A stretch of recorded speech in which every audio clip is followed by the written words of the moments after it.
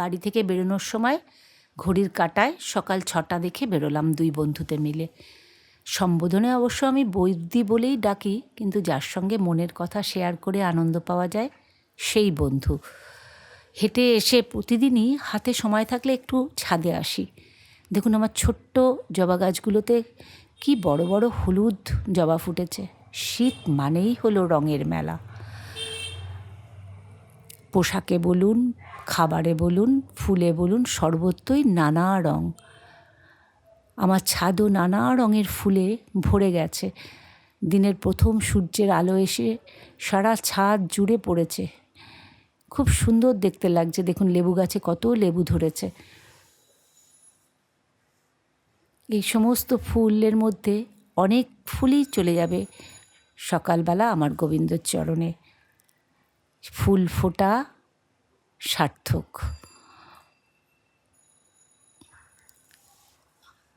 ছাদে বেশ কিছুটা সময় এই স্নিগ্ধ সূর্যের আলোয় হালকা একটা ঠান্ডা আমেজ নিতে খুব ভালো লাগে। রোজ দিন সময় হয়ে ওঠে না, কেননা মেয়ের বেরোনো থাকে, তাড়া থাকে হয়তো। যেহেতু শীতকাল একটু দেরিতে হাঁটতে বেরোই, তাই হেঁটে এসে অনেক সময় বেশিটা সময় ছাদে কাটানো যায় না, কারণ ওদিকে তাড়া থাকে। দেখুন আমার একটা জামাকাপড় মেলার দড়িতে কি মিষ্টি পাখিটা বসেছিল।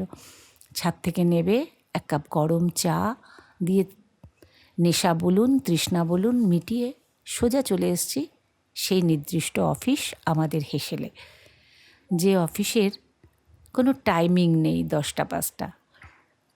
যে যখন থেকে শুরু করবে তখন থেকে শুরু। আজকে একটু হালকা পাতলা রান্না করব, কারণ রান্না শেষে মেয়েকে নিয়ে বেরোবো একটু মার্কেটিং করতে, কেননা ওর ডেইলি ওয়্যারের কিছু সালোয়ার, কিছু শীতের পোশাক কেনার দরকার। আমার কিছু নিমন্ত্রণ আছে, তার কিছু গিফটও কেনা বাকি। আচ্ছা, পটল ভাজা তুলে ওই তেলে কালো জিরে, শুকনো লঙ্কা, রাঁধুনি ফোড়ন দিয়ে যখন ফোড়নটার একটা সুন্দর গন্ধ সারা রান্নাঘরটা ভরে যাবে, ঠিক তখনই আমি সিদ্ধ করা মটর ডাল, সিদ্ধ করা মূলো দিয়ে সম্বার দিয়ে দেবো। এর ডাল করে এর পরবর্তী যে রান্নাটা করব সেটা হলো, গতকালের একটা মাছ আছে, ওটাতে মেয়ের হয়ে যাবে, কারণ মেয়ে চিংড়ি মাছ খায় না।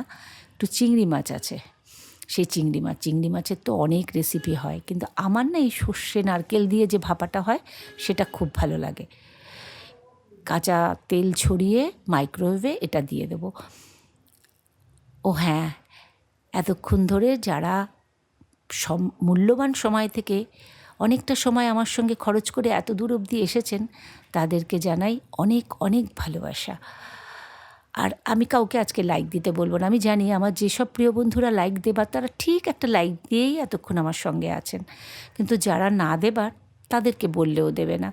কেননা যদি সবাই লাইক দিত তাহলে দেখতাম কমেন্ট আর লাইকের সংখ্যা একই থাকতো। কমেন্ট লিখতে অনেকটা কষ্ট, কিন্তু লাইক একটা টুক করে দেওয়া যায়, অথচ কমেন্ট পড়ে, লাইক কিন্তু পড়ে না। হয়তো বা ভালো লাগে না, জোর করে কোনো কিছুই হয় না। এই যে কাঁচা সর্ষের তেল দিয়ে আমি বাটিটাকে মাইক্রোওয়েভে ঢুকিয়ে দেবো। ওদিক থেকে আমার হাজব্যান্ড ডাকাডাকি করছে, অনলাইনে একটা জিনিস এসছে, ওটা আমরা অর্ডার করেছিলাম। যে কোনো জিনিস অনলাইনে আসলে আমরা বেশিক্ষণ দেরি করি না, ওটাকে আনবক্সিং করে ফেলি। কারণ একবার একটা খুব বাজে অভিজ্ঞতা হয়েছিল, কারণ আমরা আনতে দিয়েছিলাম একটা জিনিস, এসেছিল অন্য একটি জিনিস। সেটা খুব মুশকিল হয়েছিল ওটাকে আবার ফেরত পাঠানো বা অন্য কিছু নিয়ে।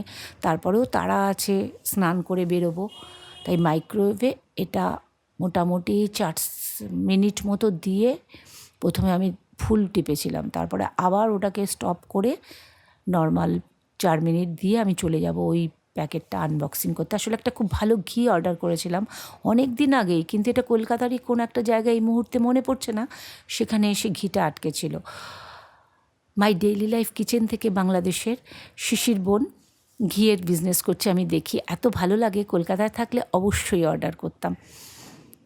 আমি কিন্তু এই ঘিটা কোনো কিছুর অ্যাড হিসাবে দিচ্ছি না, যেহেতু আমি এটা ব্যবহার করি, এত ভালো, সেজন্য আপনাদের সঙ্গে এটা আমি শেয়ার করছি। আপনারা অনলাইনে অ্যামাজন থেকে এটা আমি আনিয়েছি। এর সঙ্গে একটা খাঁটি সর্ষের তেল, আমি এই সময়টা একটা ফ্রি অফার চলছিল, সেটা পেয়েছি। সে শিশির বোন বলছিল 40 লিটার দুধে 1 কেজি ঘি হয়। তাহলে কি করে কম পয়সায় ঘি পাওয়া যায়? আমরা বাজার থেকে যেটা কিনি 700-800 টাকা কেজি, সেটা ডালদা ছাড়া কী করে দেবে? আচ্ছা, ওই যে বলছিলাম না মার্কেটিংয়ে যাব, চলে এসছি সেই মার্কেটে। এসছি ডেলিভারের কিছু সালোয়ার দেখতে। একজন মার্কেটের ভিতরেই একজন দোকানদার বললেন এই দোকানটা থেকে নিতে, এখানে খুব অথেন্টিক জিনিস পাওয়া যায়, মানে যেটা প্রাইস নেয় কোয়ালিটি সেটাই মেনটেন করে।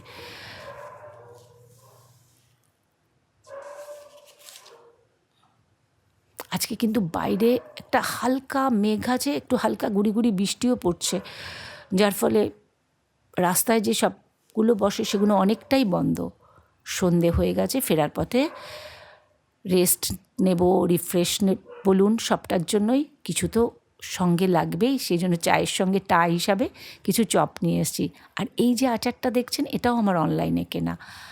আচারের তেল দিয়ে মুড়ি মেখে চা আর চপ নিয়ে আমি, মেয়ে আর আমার শাশুড়ি মা কিছুটা সময় সন্ধেবেলাটা কাটাবো। এখন যেহেতু ভয়েস ওভার দিচ্ছি, আচারের তেলটা এত সুন্দর, আর আলু ভাজা পেঁয়াজ আর তেল মিলে মুড়ির সেই গন্ধটা যেন এখনও আমার নাকে এসে যাচ্ছে। নিয়ে এসেছিলাম মোচার চপ আর আলুর চপ। এটি নিরামিষ চপ, এখানে পেঁয়াজ রসুন কিছু মানে বিক্রি হয় না দোকানটায়। আজকে প্রচণ্ড ক্লান্ত, সকাল 6টা থেকে এখন রাত্রি 6টা, 12 ঘন্টা কীভাবে কেটে গেল টেরও পেলাম না। কারণ রাত্রিবেলা যেহেতু বলেছিলাম মেয়ে চিংড়ি মাছ খায় না, কালকের মাছ দিয়ে দুপুরবেলাটা ওর হয়ে গেছে, রাতের জন্য একটু হাঁসের ডিম করব। হাঁসের ডিম করেই আজকের দিনের মতো বিরতি নেবে আমার শরীর, আর চলছে না। তবে যখন মনে হয় 10টা দিন রেস্ট পেলে খুব ভালো হয়, কিন্তু যখন দেখবেন শরীর খারাপ বা কোনো কারণে সত্যিই রেস্ট আসে, তখন কিন্তু মনে হয় এই দুটো পা দুটো হাত যতদিন চলে, যে যেভাবেই চালাক, কেউ রান্নাঘরে কি কেউ আদার্স কোনো কাজে, ততদিনই কিন্তু জীবনকে ভোগ করা যায়। যেদিন এই পা দুটো সক্ষম থাকবে না বা হাত দুটো সক্ষম থাকবে না, সেদিন কিন্তু জীবন বলে কিছু থাকে না। শীতকালে এই হাঁসের ডিম খেয়ে আরাম, গরমকালটা তো খাওয়া যায় না। এই শীতের 2 মাসই হাঁসের ডিমটা মোটামুটি চেষ্টা করি খাবার। আমার অবশ্য বারণ আছে, যেহেতু হার্টের একটা সমস্যা আছে। ওই যে বলে লোভে পাপ, পাপে মৃত্যু, সব বুঝি তাও খাই। রান্না করে আজকের মতো আমারও ছুটি, ক্যামেরা থেকে আপনাদের সঙ্গেও নেব বিদায় বলুন, বিরতি বলুন। আবার দেখা হবে আরেকটি নতুন দিনে, নতুন কোনো সময়। একটা বাজে ওয়েদারের মধ্য দিয়ে সময়টা যাচ্ছে। কোনো দিন দেখবেন একটু গরম লাগে, কোনো দিন একটু ঠান্ডা। এই সময়টা নানা রকম ভাইরাল ফিভার বা ভাইরাল ওষুধ হয়, সেজন্য সবাই সাবধানে থাকবেন, বাড়ির বাচ্চাদের, বয়স্ক লোকেদের সাবধানে রাখবেন। আবার দেখা হবে আরেকটি নতুন দিনে, নতুন কোনো সময়, নতুন কোনো বিষয় নিয়ে।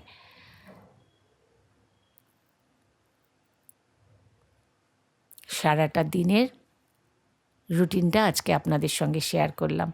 আমরা হাউসওয়াইফদের কোনো ছুটি নেই, এই অফিসের কোনো সানডে হয় না।